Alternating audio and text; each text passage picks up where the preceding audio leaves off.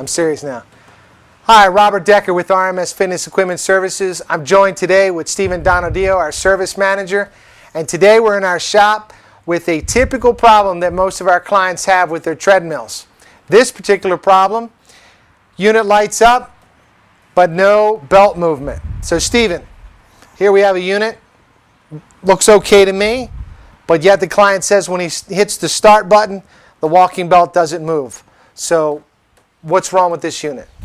First thing I would do is I'd open up the motor compartment, and the first thing I would look for is the motor controller.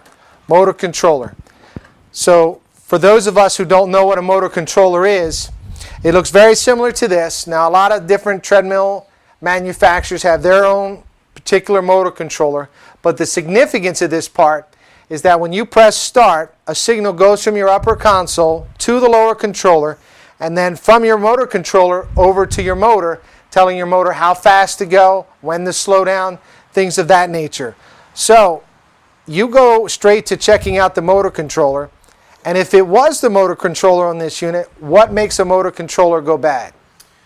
One of the primary things that makes a motor controller fail is, one, lack of maintenance, two, belt on the deck may be severely worn, causing high friction to the unit, and three is excessive amounts of dust going into the motor controller itself. Okay, so you've identified some maintenance issues. However, on this particular ticket, what was interesting is that the client said that he would be using it for a few minutes, everything would be fine, and then it would just shut off. What happens there?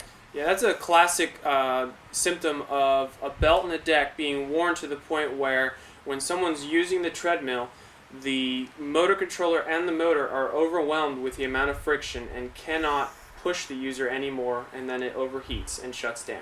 And is that shutting down a safety feature? Yes, it is a safety feature to the unit itself. Okay. So, say this unit were to need a motor controller. Do you simply just install it and everything is okay? Well, installing a motor controller would be an essential part, but also the more important thing is to replace the belt and the deck, which contributed to the original problem of the motor controller failing. Thank you, Stephen. So what we're saying is that even though we've identified the problem, that being the motor controller with this unit, the important thing is not just replacing a part, but identifying the root cause. So maintenance, upkeep, very important for treadmills. So if you're experiencing any of these problems, your machine is shutting off prematurely, or in this case, it's gotten to the point that when you press start, you have power, but no belt movement. We hope this hint was helpful to you. And if you have any questions or need any advice any further on your treadmill, please contact us at www.rmsfitness.com. I thank you. My name is Robert. This is Stephen. Enjoy the rest of your day.